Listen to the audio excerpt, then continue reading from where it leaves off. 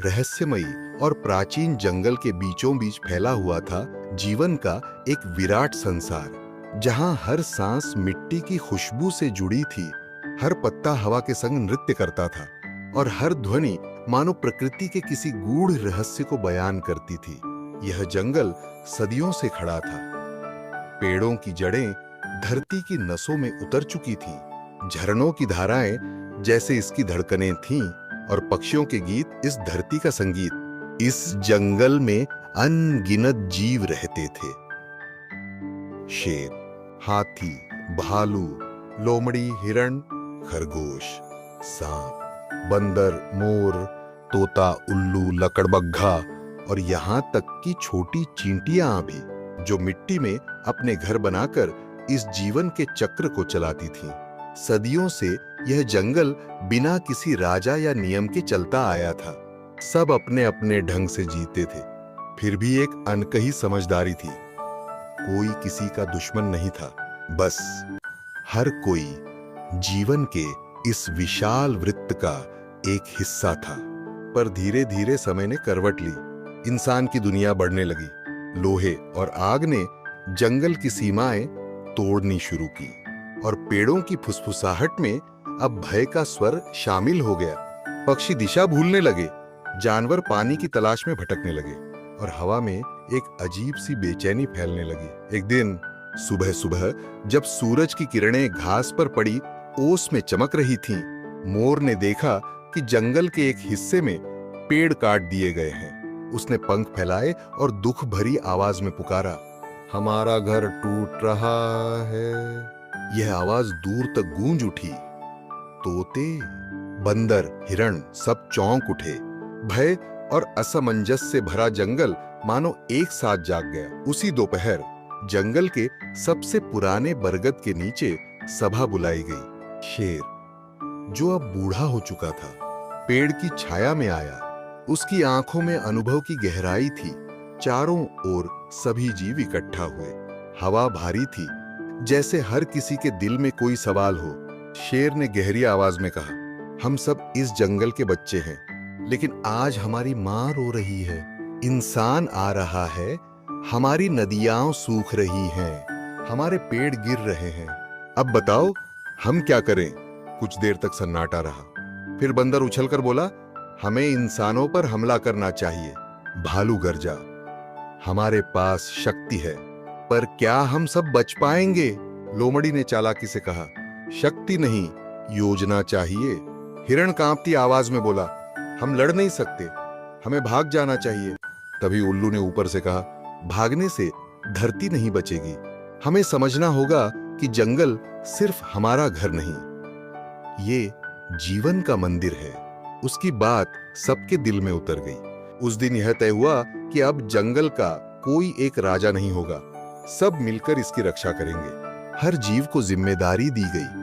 हाथी को रास्तों की सुरक्षा, बंदरों को पेड़ों की निगरानी, पक्षियों को आसमान से निगरानी और मछलियों को नदियों की देखरेख।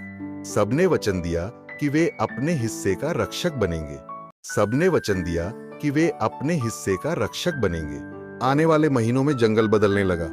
बंदरों ने इंसानों के बनाए रास्तों पर पेड़ लगाना शुरू किया। पक्षियों ने बीज दूर दूर तक फैलाए। हाथियों ने गिरे हुए तनों को हटाकर नए पौधों को जगह दी और मधुमक्खियां फूलों से पराग इकट्ठा कर जंगल को फिर से जीवित करने लगी। धीरे धीरे सूखी नदियां फिर गाने लगीं। हवा में हरियाली की खुशबू लौट आई।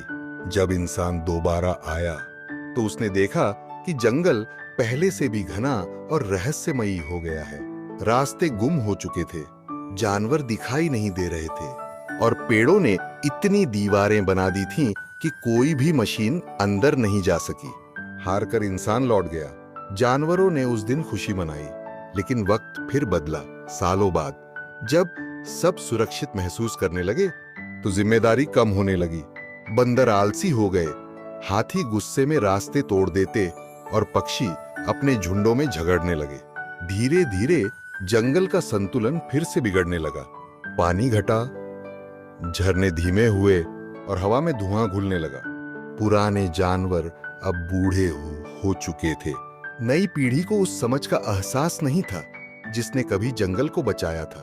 तभी एक छोटी सी गिलहरी ने देखा कि उसका घर जो बरगद की जड़ में था अब सूखने लगा है।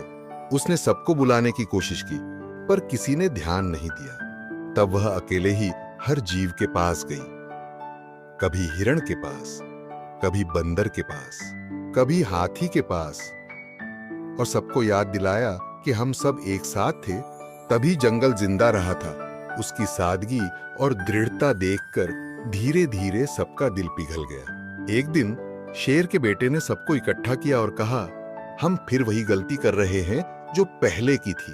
अगर हम खुद के लिए नहीं तो आने वाले बच्चों के लिए तो सोचें। फिर से सभा हुई। इस बार किसी ने बहस नहीं की। सबने बस एक वादा किया कि अब जंगल को बचाना सिर्फ काम नहीं, धर्म होगा। सबने मिलकर फिर वही शुरुआत की। उन्होंने बारिश के पानी को रोकने के लिए गड्ढे बनाए, नई पौधे लगाए, झरनों के रास्ते खोले और इंसानों की सीमा से पहले पत्थरों और कांटों की दीवारें बनाई ताकि कोई मशीन अंदर ना आ सके। धीरे धीरे साल दर साल जंगल फिर से जवान हुआ, लेकिन इस बार उसमें कुछ और भी था, एक चेतना। जानवर अब सिर्फ जी नहीं रहे थे, वे समझने लगे थे कि जीवन का असली अर्थ क्या है। साथ रहना, संतुलन रखना और प्रकृति के साथ तालमेल बनाए रखना। इस बीच इंसान फिर लौटा और इस बार उसके साथ उसके बच्चे थे। जब उसने जंगल देखा तो वह रुक गया।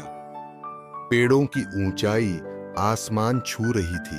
हवा में ऐसी ठंडक थी जो शहरों में नहीं मिलती। उसके बेटे ने पूछा, पापा, क्या यह जंगल हमारा है? आदमी ने धीमी आवाज में कहा, नहीं बेटा, हम इसके हैं। वह वहीं झुक गया, मिट्टी को छुआ और कहा, इससे मत तोड़ना, ये हमारी सांस है। फिर वह अपने बच्चों को लेकर लौट गया। जंगल ने यह दृश्य देखा और उसके भीतर एक नई शांति फैल गई। उस रात जब चांद पेड़ों के ऊपर चमक रहा था तो हवा ने सब पत्तों को हिलाया, जैसे जंगल खुद मुस्कुरा रहा हो। धीरे धीरे सब जानवर अपनी अपनी जगह लौटे। हिरण खुले मैदान में लेटा, तोता शाख पर और गिलहरी अपने छोटे से घर में। शेर का बेटा पहाड़ी की चोटी पर बैठा था। उसने आसमान की ओर देखा और धीरे से कहा, अब कोई राजा नहीं है, क्योंकि अब हर कोई राजा है।